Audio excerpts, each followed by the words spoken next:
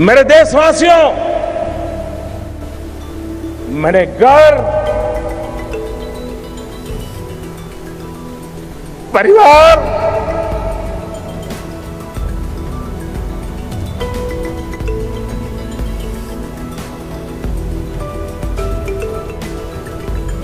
सब कुछ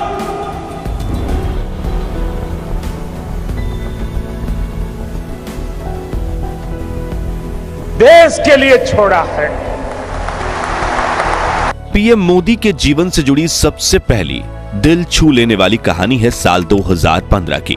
That your mother is very important in your life, so I'm hoping that you'll tell us a bit about her. मैं भी एक सामान्य परिवार से हूँ। मेरे जीवन में मेरे माँ बाप का बहुत बड़ा रोल रहा है। मैं बहुत गरीब परिवार से हूँ। आप जानते हैं, मैं रेलवे स्टेशन पे चाय बेचता था। हमारे पिताजी तो रहे नहीं है। जब उन्होंने अपने मां के संघर्ष की बात की। माता जी है, 90 साल से भी ज्यादा उम्र है, आज भी अपने सारे काम खुद करती हैं। पढ़ी लिखी नहीं है, लेकिन टीवी के कारण उनको समाचारों का पता रहता है, दुनिया क्या चल रही है, और न कुछ पता नहीं था। दरअसल नरेंद्र मोदी फेसबुक के ऑफिस गए थे और मार्क जुकरबर्ग ने उनसे कहा था कि हम सभी जानते हैं कि आपका परिवार आपके जीवन का एक अभिन्न हिस्सा है, तो क्या आप उनके बारे में कुछ बताना चाहेंगे? अब जब हम छोटे थे तो हमारा गुजारा करने के लिए वे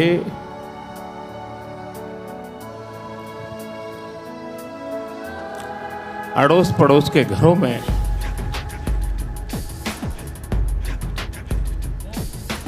बर्तन साफ करना, पानी भरना,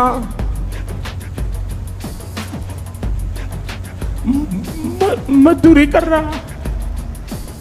तभी नरेंद्र मोदी ने कहा कि मैं बहुत ही सामान्य परिवार से हूं। पिता तो अब नहीं रहे, माताजी हैं, 90 साल से भी ज्यादा उम्र है, आज भी अपने सारे काम खुद करती हैं, पढ़ी लिखी नहीं है, लेकिन टीवी में समाचार सुनती हैं। और जब हम छोटे थे तो हमारा गुजारा करने के लिए वो पड़ोस के घरों में बर्तन साफ करना, पानी भरना, मजदूरी करना जैसे काम करती थी। ये बताते हुए वो इतने भावुक हो गए थे कि उनकी आंखों से आंसू छलक गए थे। आगे उन्होंने कहा कि आप कल्पना कर सकते हैं कि एक मां ने अपने बच्चों को बड़ा करने के लिए कितना कष्ट उठाया होगा। और ये सिर्फ नरेंद्र मोदी के केस में नहीं है, बल्कि भारत में ऐसी लाखों माताएं हैं। इसी बात से आप अंदाजा लगा सकते हैं कि उनका बचपन कितना ज्यादा संघर्ष से भरा होगा। मगर उन्होंने देश के हर व्यक्ति की भलाई का दृढ़ निश्चय तब लिया था जब उन्होंने बड़े होकर ऐसी एक मां और बच्चे का दुख एक बार फिर महसूस किया था, जिसे लेकर गुजरात के डॉक्टर अनिल रावल बताते हैं कि साल 1984 में एक फिएट कार में बैठा था जिसे नरेंद्र मोदी चला रहे थे। तभी मैंने उनसे पूछा कि आपको ऐसा कौन सा अनुभव हुआ कि आप देश की सेवा के लिए दृढ़ निश्चयी हो गए। तब उन्होंने डॉक्टर रावल को बताया कि मैं एक गांव में गया। उस वक्त मैं पूर्णकालीन प्रचारक यानी स्वयंसेवक था। दोपहर के 1 बजे हुए थे और जो भी स्वयंसेवक होते हैं वो एक दूसरे के घर भोजन करने जाते हैं। तभी वहां मैं एक स्वयंसेवक के घर गया जो एक झोपड़ा था। उस झोपड़े में वो स्वयंसेवक, उसकी पत्नी और एक छोटा सा बच्चा था। तभी उन्होंने मुझे खाना खाने के बारे में पूछा। मैंने हाँ कह दिया। उनकी रसोई तो छोटी और खाली थी, लेकिन दिल बड़ा था, इसलिए उन्होंने मुझे एक ऊबड़ खाबड़ थाली में आधी बाजरी की रोटी और एक छोटी सी कटोरी में दूध परोसा। उस वक्त सामने मां की गोद में वो बच्चा बैठा हुआ था जिसकी नजर उस दूध की कटोरी पर टिकी हुई थी। तभी मैं समझ गया कि वो दूध उस बच्चे का है जो मुझे परोसा गया है। मैंने कहा कि मैं बाहर नाश्ता करके आया हूं, इसलिए मुझे रोटी का चौथा हिस्सा दे दो। वो आधा टुकड़ा मैं पानी के साथ खाने लगा, जिसके बाद उस मां ने दूध की कटोरी अपने बच्चे को दे दी और वो बच्चा एक घूंट में पूरा दूध पी गया।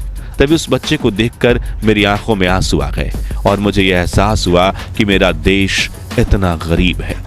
यहाँ कुछ लोगों के पास तो पेट भरने के लिए खाना तक नहीं है।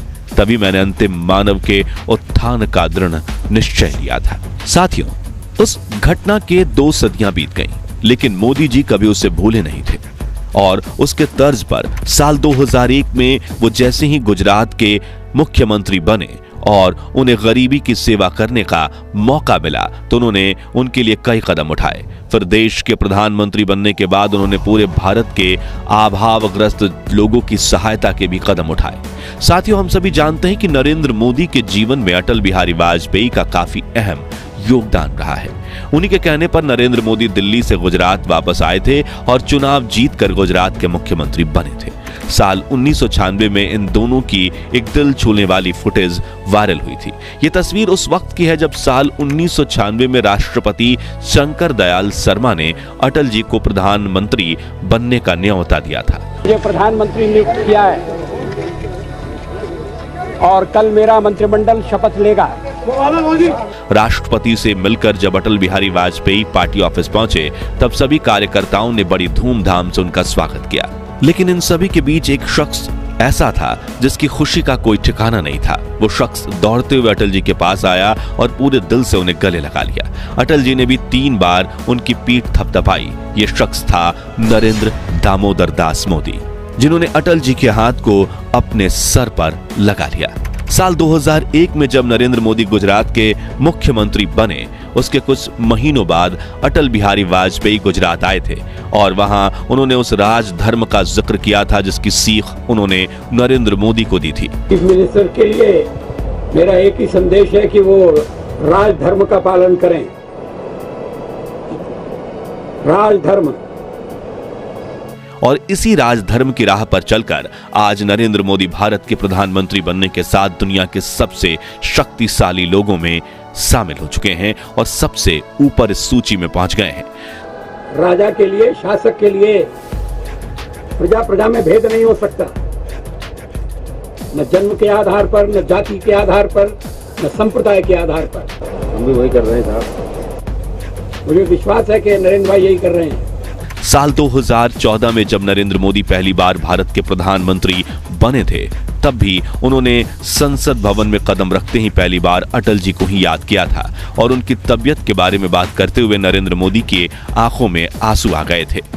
कि अटल जी का स्वास्थ्य अच्छा होता और आज वो यहां होते,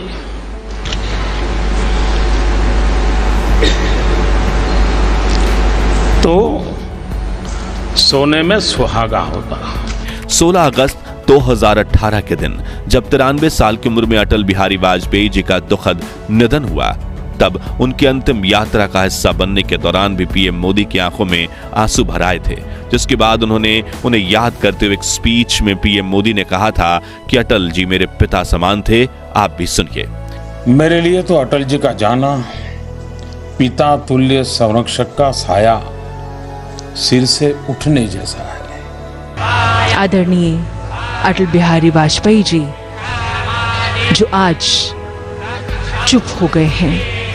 मई 2014 में जब नरेंद्र मोदी ने प्रधानमंत्री बनकर सदियों से देश पर राज कर रही कांग्रेस सरकार का तख्ता पलट दिया था, तब भी एक सभा के दौरान आडवाणी जी ने कहा था कि नरेंद्र भाई ने भाजपा का हिस्सा बनकर कृपा की है, जिसका उत्तर देते हुए पीएम मोदी के आंसू छलक आए थे।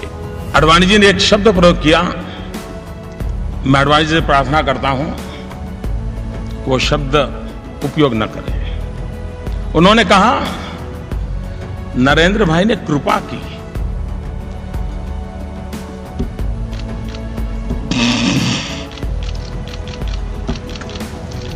क्या मां की सेवा कभी कृपा हो सकती है? कतई नहीं हो सकती। आगे उन्होंने रोते हुए कहा था कि जैसे भारत मेरी मां है वैसे ही भाजपा भी मेरी मां है। बेटा कभी मां पर कृपा नहीं कर सकता, बेटा सिर्फ समर्पित भाव से मां की सेवा करता है। कृपा तो भाजपा पार्टी ने की है कि इस भारत मां की सेवा करने का मुझे अवसर दिया है। पीएम मोदी के साथ काम करने वाले बताते हैं कि वो अपने आसपास के छोटे से बड़े हर व्यक्ति की इज्जत करते हैं, कभी किसी से तू तड़ाक में बात नहीं करते और उनका व्यक्तित्व इतना प्रभावशाली है कि उनके साथ काम करने वाले हर व्यक्ति के चेहरे पर हमेशा मुस्कान बनी रहती है। लेकिन कई बार जब नरेंद्र मोदी जी को अपना संघर्ष याद आता है तो उनकी आंखों में आंसू भर आते हैं। ठीक वैसे ही नवंबर 2006 में नोटबंदी के बाद जब वो गोवा, कि एक सभा में गए थे तो उन्होंने बेहद ही नर्म अंदाज में अपना दुख बताया था, जो सुनकर आपकी भी आंखें भर आएंगी। मेरे देशवासियों, मैंने घर, परिवार, सब कुछ देश के लिए छोड़ा है। आखिर में दोस्तों, अब एक ऐसी अनसुनी कहानी की बात करते हैं जो आपको अंदर तक झकझोर कर रख देगी और प्राइम मिनिस्टर नरेंद्र मोदी के लिए आपकी रिस्पेक्ट और बढ़ जाएगी। तो कुछ समय पहले पीएम मोदी एक लाइव इवेंट का हिस्सा बने थे, जिसमें एक देवी अपनी कहानी बताती हैं कि साल 2011 में मुझे पैरालिसिस हुआ था, मेरा हॉस्पिटल में इलाज चल रहा था, दवाइयां बहुत महंगी आती थी, घर चलाना बहुत मुश्किल हो गया था, मेरी दवाइयां 5,000 रुपए की आती थी। फिर आपके द्वारा मुझे जन औषधि दवाइयां मिली, जिससे जो दवाइयां मैं 5,000 में खरीदती थी अब वह सिर्फ 1,500 रुपए में मिलती हैं, जिससे वो जो 3,000 मुझे मिलता है उसी से मैं अपना खर्चा और फल फ्रूट खाती हूँ। जिसके बाद उन्होंने जो कहा वो सुनकर मोदी जी का भी मन भर गया। मोदी जी, मैंने ईश्वर को तो नहीं देखा, लेकिन मैंने आपको ईश्वर के रूप में देखा है। आपको बहुत बहुत धन्यवाद। जी हाँ, उन्होंने कहा कि मैंने ईश्वर को तो नहीं देखा, लेकिन मोदी जी, मैंने ईश्वर के रूप में आपको देखा है। साथियों, आंकड़े बताते हैं कि नरेंद्र मोदी की सरकार की जन औषधि केंद्र की तरह ही कई ऐसी स्कीम्स है जिससे देश के काफी लोगों को फायदा हुआ है और वो अपने जीवन में पीएम मोदी को काफी अहम दर्जा देते हैं। न मैं आंख झुका के बात करूंगा, न मैं आंख उठा के बात करूंगा, मैं आंख मिला के बात करूंगा। नरेंद्र दामोदर दास मोदी दुनिया के सबसे शक्तिशाली लीडर्स में से एक माने जाते हैं, जिनकी एक आवाज से पूरा देश एक्शन मोड में आ जाता है, जिनका व्यक्तित्व इतना प्रभावशाली है कि देखकर हमारे रोंगटे ही खड़े हो जाते हैं। शायद उनके दिल में इतनी सच्चाई है कि वो देश के हर इंसान का दर्द महसूस कर सकते हैं। पीएम मोदी से जुड़ी अनसुनी कहानियों पर हमारे पार्ट 1 और पार्ट 2 को आपने बहुत ज्यादा प्यार दिया, जिसके लिए दिल से धन्यवाद। और आज पार्ट 3 हम उनके व्यक्तित्व से जुड़ी कुछ ऐसी ही अनसुनी बातों को सुन रहे थे जो भी शायद आपको पसंद आई होंगी। तो दोस्तों, क्या आप चाहते हैं कि हम पीएम नरेंद्र मोदी की जीवनी का पार्ट 4 भी बनाएं? अगर हाँ, तो कमेंट बॉक्स में नेक्स्ट पार्ट लिखने के साथ ही वीडियो को लाइक और शेयर जरूर कीजिएगा। पार्ट 4 के लिए इस वीडियो का लाइक टारगेट है सिर्फ 21,000 लाइक्स, तो जल्दी से लाइक कीजिए ताकि हमें आपके लिए बेहतरीन कंटेंट लाते रहने की प्रेरणा मिलती रहे। और हमारे हर वीडियो की सबसे पहले नोटिफिकेशन पाने के लिए चैनल को सब्सक्राइब करके पास वाली घंटी जरूर बजा दीजिए। जय हिंद, जय भारत।